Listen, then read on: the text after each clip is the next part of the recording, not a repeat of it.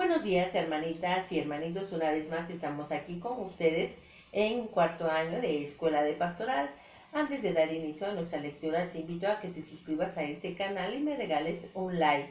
También, sobre todo, comparte este tema con algunos hermanitos.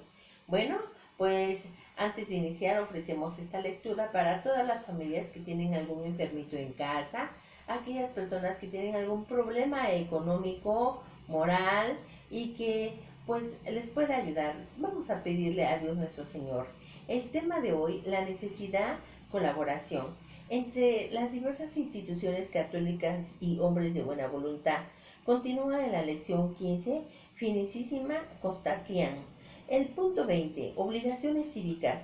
Esta recta formación del perfecto cristiano y ciudadano, cuyas buenas cualidades y acciones todas quedan ennoblecidas y sublimadas por el elemento sobrenatural, encierran en sí también, como no podemos menos de ser, el cumplimiento de los deberes cívicos y sociales.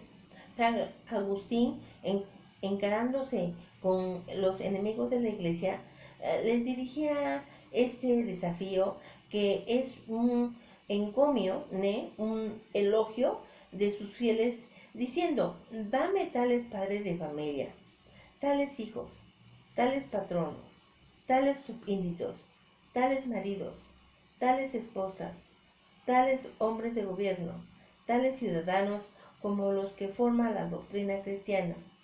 Y si no podéis darnos, confesad que esta doctrina cristiana, si se cumple, es la salvación del Estado. Carta 138, 2, número 15. Siendo esto así, un católico se guardará bien de descuidar, por ejemplo, el ejercicio del derecho de votar, cuando entra en juego el bien de la Iglesia o el de la patria. Ni habrá peligro de que los católicos, para el ejercicio de las actividades cívicas y políticas, se organicen en nuestros grupos parciales, tal vez en pugna los unos con los otros, o contrario a las normas directivas de la autoridad eclesiástica. Eso serviría para aumentar la confusión y desperdiciar energías con el detrimento del desarrollo de la acción católica y de la misma causa que se quiere defender. En el punto 21, otras asociaciones auxiliares. Ya hemos indicado algunas actividades que, aunque no les son contrarias, caen fuera del campo de la acción católica, como serían actividades de partidos políticos y las de orden puramente económico-social. Pero existen otras muchas actividades benéficas que se puedan agrupar en torno al núcleo central de la acción católica. ¿Cuáles son las asociaciones de padres de familia para defensa de las libertades escolares y de la enseñanza religiosa? La Unión de Ciudadanos para la defensa de la familia, de la santidad del matrimonio y de la moralidad pública. Pues la acción católica no cristaliza rígidamente en esquemas fijos, sino que sabe coordinar como el derredor de un centro irradiador de luz y el calor. Otras iniciativas e instituciones auxiliares que, aun conservando una justa autonomía y conveniente libertad para lograr sus fines específicos, sienten la necesidad de seguir las normas programadas de la acción católica. Esto tiene una aplicación especial en el extenso territorio de vuestra nación, donde la variedad de necesidades y condiciones locales pueden exigir que, conservando una base de principios comunes, se emplean métodos diferentes de organización y se den también soluciones prácticas diversas entre sí, pero igualmente rectas y aptas para resolver un mismo problema. Desde el punto 22, sumisión a la jerarquía. A vosotros os tocará, venerables hermanos, puestos por el Espíritu Santo para gobernar la Iglesia de Dios, dar la última decisión práctica de estos casos, a la cual obedecerá los fieles con docilidad y exactitud, cosa que debemos con todo nuestro corazón. Pero la recta intención y la obediencia siempre y en todas partes son, son condiciones indispensables para atraer las bendiciones divinas sobre el misterio pastoral, sobre la acción católica y para fijar aquella unidad de dirección y aquella función de energías que son requisito indispensable para la fecundidad del apostolado.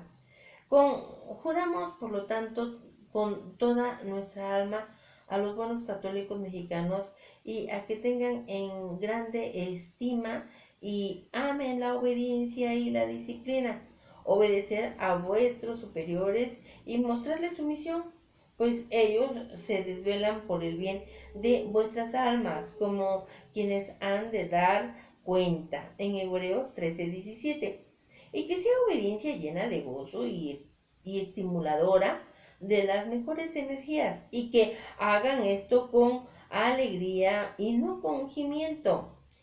El que no obedece, sino con desgano y como a la fuerza, desfogando su resentimiento interno en críticas amargas contra sus superiores y compañeros de trabajo, contra todo lo que no es según el propio parecer y juicio, aleja las bendiciones divinas, debilita el nervio de la disciplina y destruye todo lo que se deberá edificar. El punto 23, la unión, junto con la obediencia y la disciplina, nos hace traer a la memoria los otros deberes de caridad universal, que no surgen de San Pablo en este mismo capítulo cuarto de la epístola de los Efesios, que hemos citado y que debería de ser la norma fundamental para todos los que trabajan en la acción católica. Os ruego pues yo, el prisionero del Señor, que procedáis cual conviene a la vocación con que fuisteis llamados, con la longanimidad, sufriendo los unos con los otros con caridad. Mostraos solicitos para mantener la unidad del Espíritu con el vínculo de la unidad.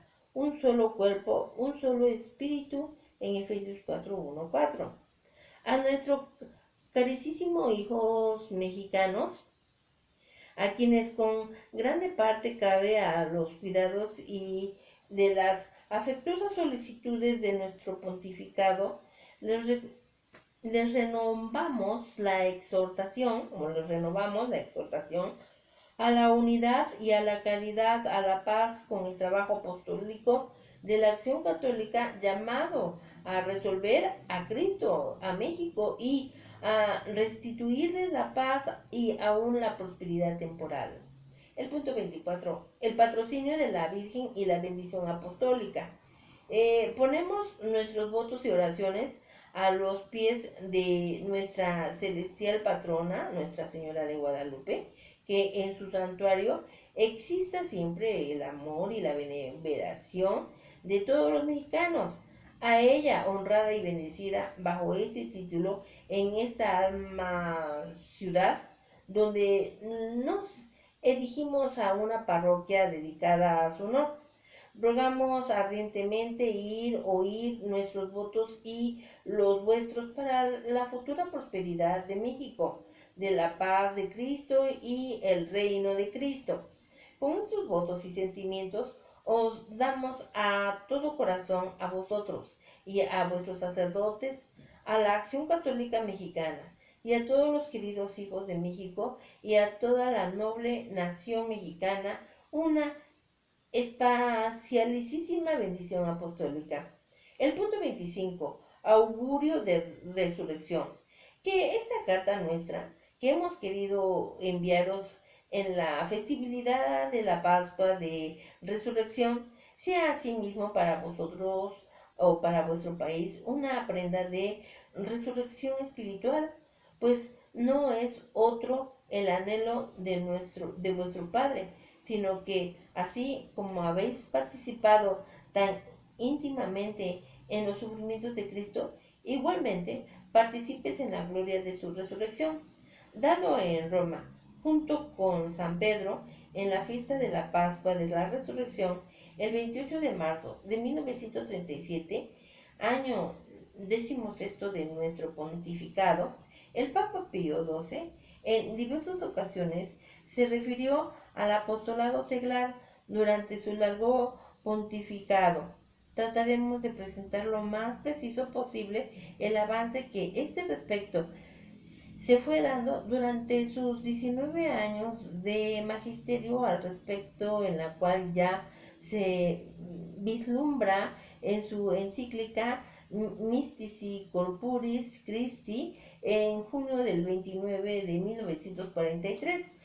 Pero es en la alocución en francés el octubre 4 de 1955 de Kelle Consolation, donde dirigiéndose al Congreso Mundial del Apostolado Seglar, aprovechó la oportunidad para establecer claramente su pensamiento sobre la acción católica de los laicos, profundizando la idea del apostolado organizado como sigue.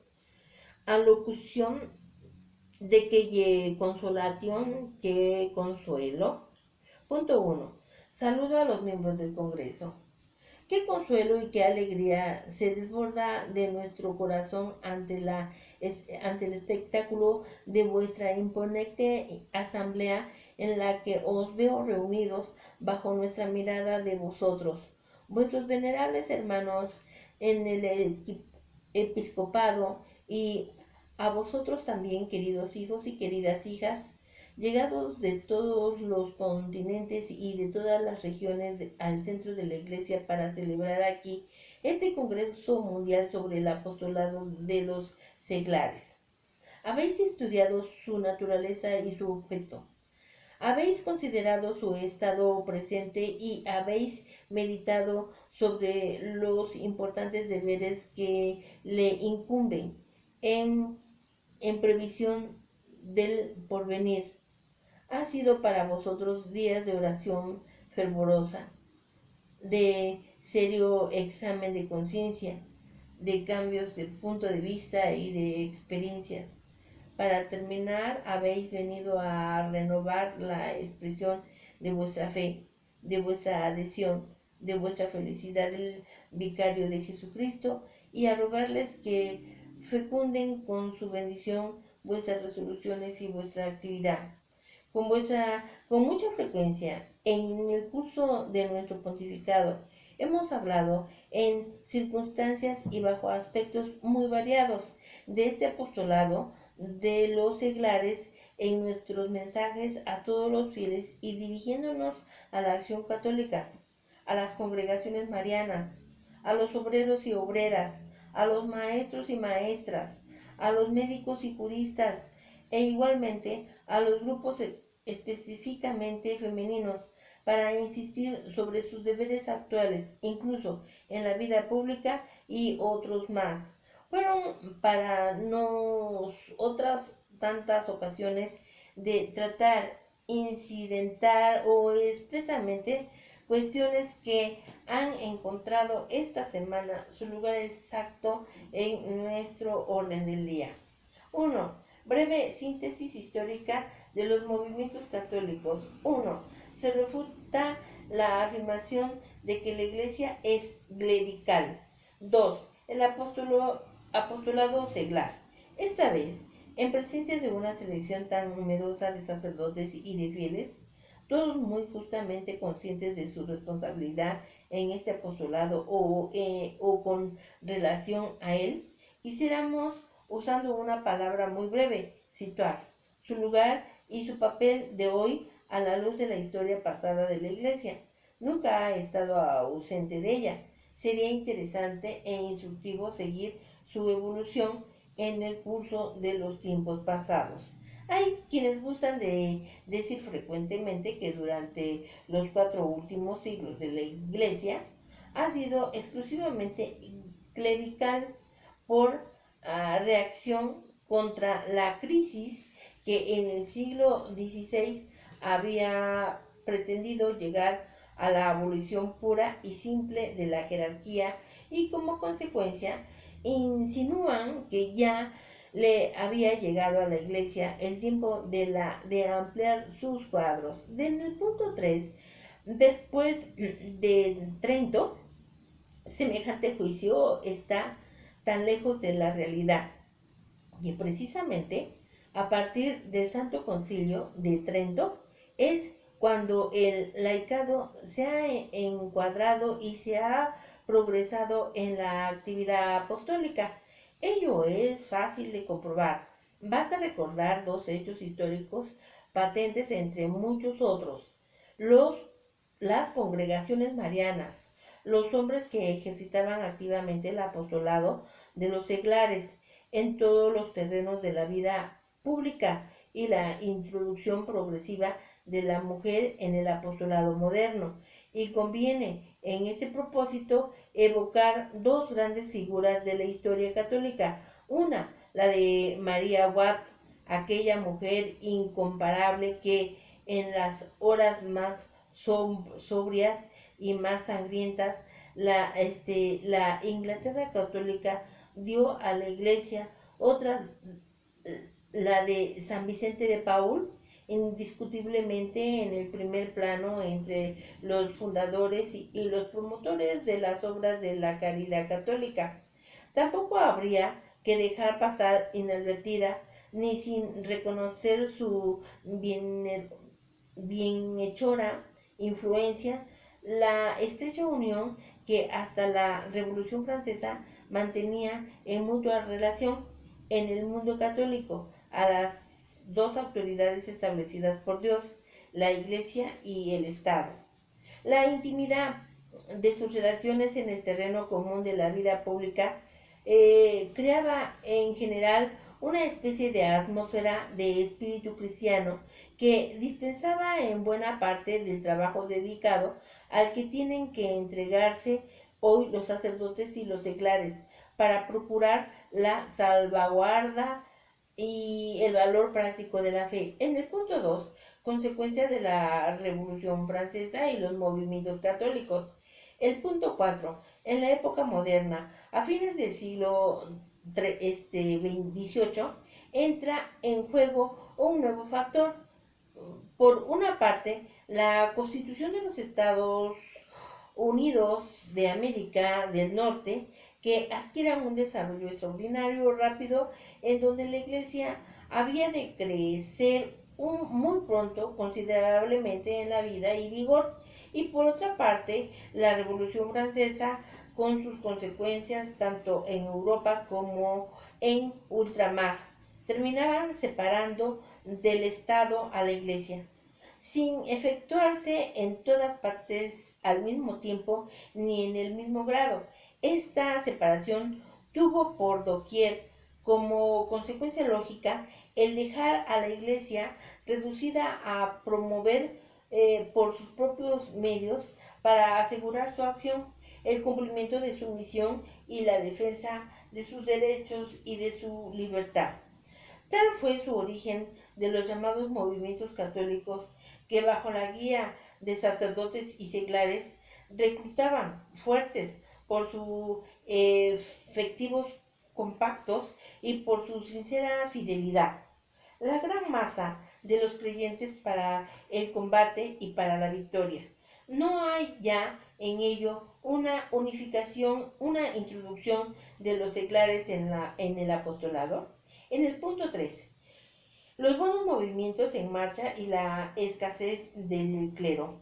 En esta solemne ocasión pensamos que para nos es el deber muy dulce y dirigir unas palabras de reconocimiento a todos aquellos sacerdotes y fieles, hombres y mujeres que se consagraron a esos movimientos por la causa de Dios y de la Iglesia, y cuyos nombres merecen ser citados en todas las partes con honor.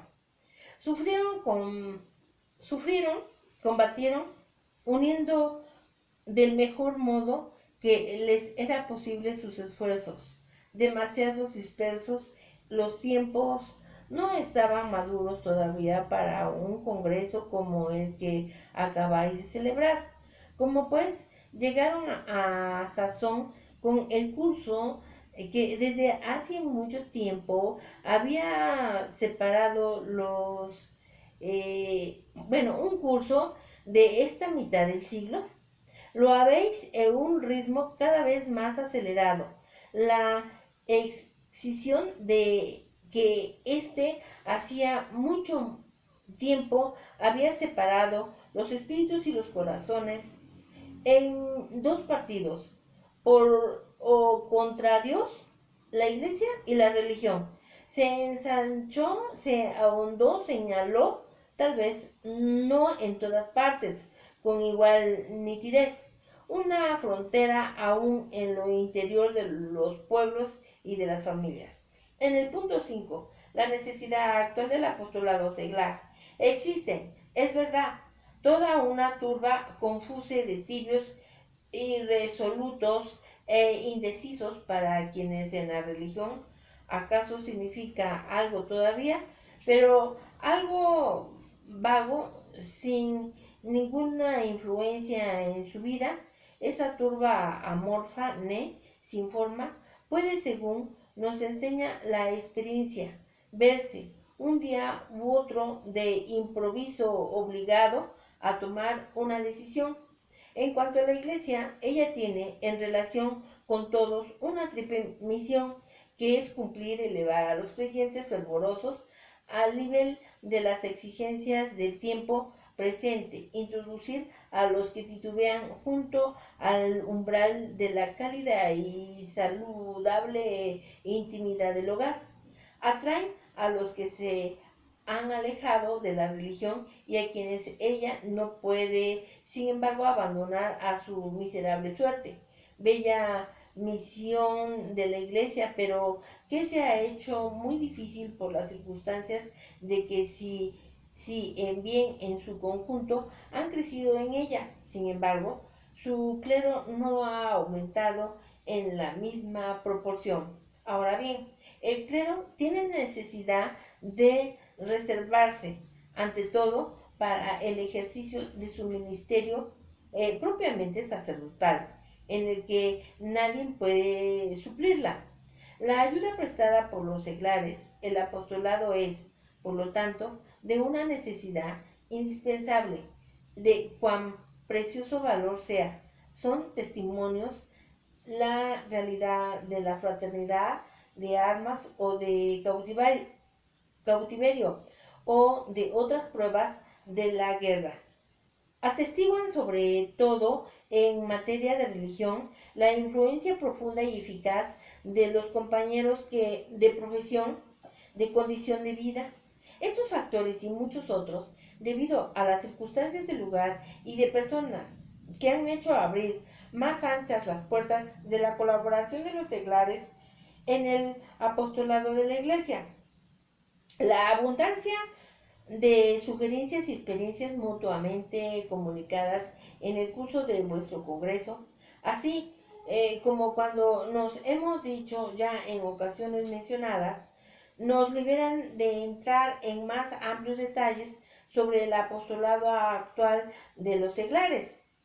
Nos contentaremos, pues, con exponeros algunas consideraciones que puedan arrojar un poco más de luz sobre tal o cual problema de los que se plantean. En el aspecto 2, las consideraciones del Papa. El punto 1, el apostolado de los fieles. Desde el punto 6, obligación universal. Todos los fieles, sin ninguna excepción, son miembros del cuerpo mítico de Jesucristo. De aquí se sigue que la ley de Cristo les impone la obligación de dar el buen ejemplo de una vida verdaderamente cristiana. Christis monus odos sumus Deo. Is lis qui salvi fium, et is lis qui pereum. Somos para Dios el buen olor de Cristo entre los que se salvan y entre los que se pierden. 2 de Corintios 2:15. Todos están también obligados y hoy cada vez más, a pesar por la oración y el sacrificio, no solamente en sus necesidades privadas, sino también en las grandes intenciones del reino de Dios en el mundo, según el Espíritu del Padre nuestro, que el mismo Jesucristo enseñó. Pero puede afirmarse que todas estas igualmente llamados al apostolado en la estricta aceptación del término. Dios nos ha dado a todos ni la posibilidad ni la actitud para ello, pero no se puede exigir que se cargue con todas las obras de este apostolado. La esposa, la madre que educa cristianamente a sus hijos y que además de ello debe preocuparse, trabajo a domicilio para ayudar a su marido, a alimentar a los suyos. Luego la vocación de apóstoles no se dirige a todos. Seguramente sería difícil trazar estrictamente las líneas de separación a partir de la cual comienza el apostolado de los seglares propiamente dicho. Habrá que hacer entrar en él, por ejemplo, la educación, dada sea por la madre de familia, sea por los maestros y maestras santamente celosos en la práctica de su profesión pedagógica, o bien la conducta del médico afamado y francamente católico, cuya conciencia no transige jamás cuando se trata de la ley natural y divina y que limita con todas sus fuerzas a favor de la dignidad cristiana de los esposos, de los derechos sagrados de su descendencia, o aún la actuación de un hombre de Estado católico a favor de una amplia política de la vivencia para los menos dotados de fortuna. Muchos se inclinan hacia la negativa, no viendo en todo ello sino el posible cumplimiento muy loable, pero obligatorio, del deber del Estado. Reconocemos, sin embargo, el poderoso e irresponsable valor para el bien de las almas de este simple cumplimiento del deber del Estado por millones de fieles conscientes o ejemplares. El punto 7. Apostolado organizado. El apostolado de los seglares, en sentido propio, está, sin duda, en gran parte organizado por la Acción Católica y en otras instituciones de actividad apostólica aprobadas por la Iglesia. Pero fuera de estas, puede haber y hay apóstoles seglares, hombres y mujeres, que piensan en el bien que hay que hacer, en las posibilidades y los medios de hacerlo, y lo hacen preocupados únicamente por ganar almas para la verdad y para la gracia. Pensamos también que tanto seglares excelentes que en las regiones en las que la iglesia está perseguida, como lo estaba en los primeros siglos del cristianismo, supliendo del mejor modo que ellos pueden a los sacerdotes encarcelados, incluso con peligro de su vida, enseñan en su derredor la doctrina cristiana, incluyendo en la vida religiosa y en la precisa manera de pensar en católico. Exhortan a la frecuencia de los sacramentos y a la práctica de las devociones, especialmente de la vocación eucarística. Vosotros veis a todos estos seglares empeñados en su trabajo.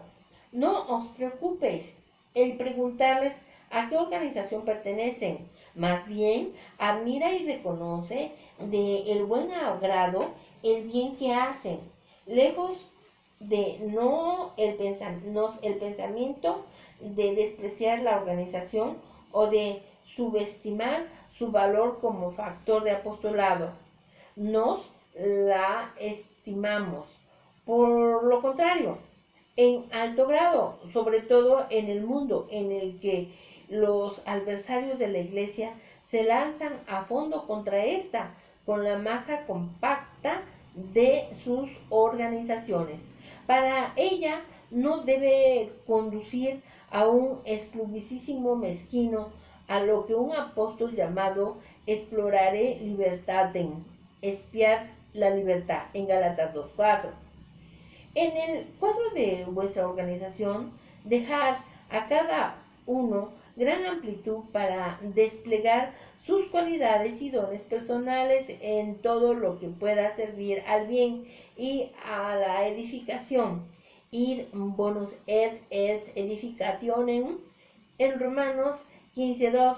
Y alegraos cuando fuera de vuestras filas veáis como otros conducidos por el Espíritu de Dios en Gálatas 5:18 ganan a sus hermanos para Cristo.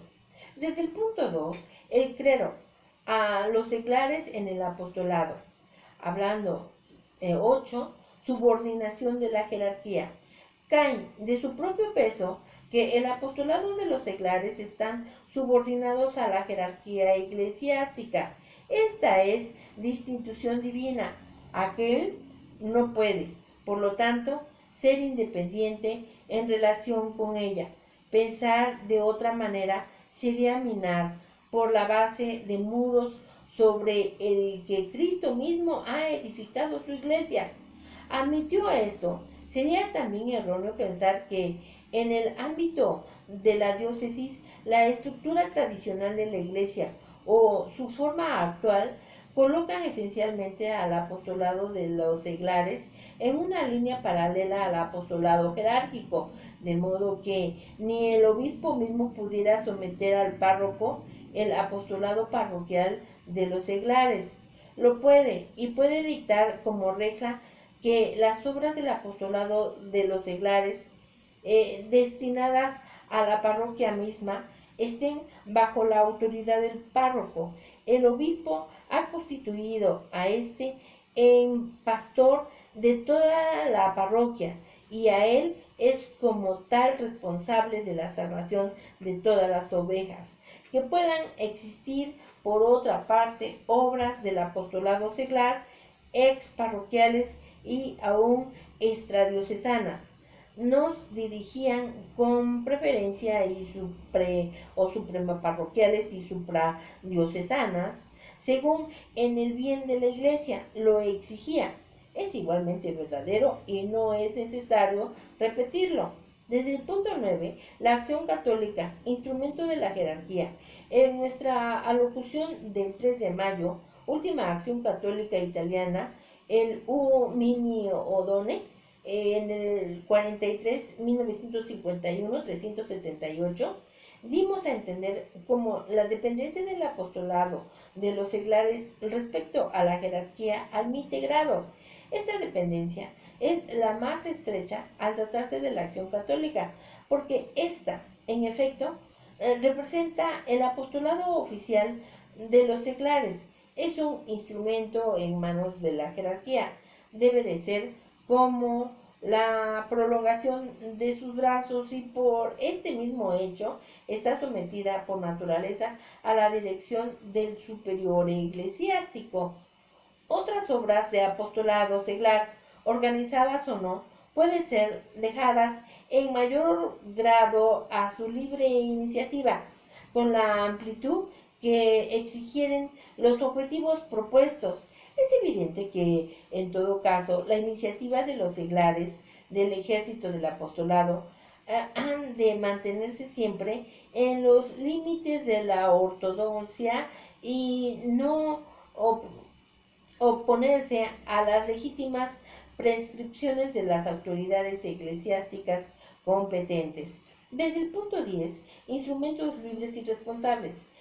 Cuando nos comparamos al apóstol seglar o más estrictamente al fiel de la acción católica, a un instrumento en manos de la jerarquía, según la expresión que ha venido a ser corriente, nos entendemos la comparación en el sentido de que los superiores eclesiásticos usen de él a la manera como el Creador y Señor usa de las criaturas dotadas de razón como instrumentos, como causas segundas, como una dulzura llena de atenciones. en 12:18. Que usen pues de él con la conciencia de una o su grave responsabilidad, alentándonos, sugiriéndonos o sugiriéndoles iniciativas y acogiendo de buen grado las que sean propuestas por ellos y, según la oportunidad, aprobándolas con amplitud de miras. En las batallas decisivas es a veces del frente de donde parten las iniciativas más felices. La historia de la Iglesia ofrece numerosos ejemplos de ello. El punto 11. El trabajo apostolado de sacerdotes y seglares.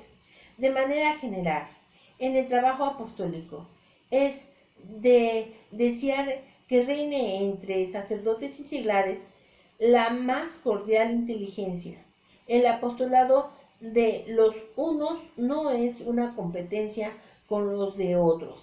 Hasta decir verdad, la expresión emancipación de los seglares que se oyen acá allá no nos agrada. Ya de por sí la palabra no produce agrado, además históricamente es inexacta, es que eran niños menores de edad y necesitaban esperar su emancipación aquellos grandes pioneros a los que nos aludimos al hablar del movimiento católico de los 150 últimos años. Por lo demás, en el reino de la gracia, todos son mirados como adultos, y esto es que lo cuenta. El llamamiento al concurso de los seglares no es debido a la incapacidad o al fracaso del clero frente a su tarea presente. Que haya defectos individuales, desgracias, es y se les encuentra donde quiera. Pero hablando en general, el sacerdote tiene tan buenos ojos como el seglar para discernir los signos de los tiempos y no tiene el oído menos sensible para auscultar el corazón humano. El seglar está llamado al apostolado como colaborador del sacerdote, frecuentemente colaborador muy estimado y hasta necesario por razón de la penuria del clero, demasiado escaso, deseamos, para poder satisfacer por sí solo su misión. Hermanitos y hermanitas, hemos terminado la lectura del día de hoy sin dejar de recordarles que te suscribas a este canal, compartas este tema y regálame una manita arriba. Bueno, pues esperemos que te encuentres muy bien con toda tu gran familia y pues elevamos oraciones por si en tu hogar hay algún enfermito, hay algún problema económico, moral o cualquier tipo. Primeramente Dios derramará bendiciones para que todo esto se solucione. Bueno, nos vemos para la próxima. Hasta pronto.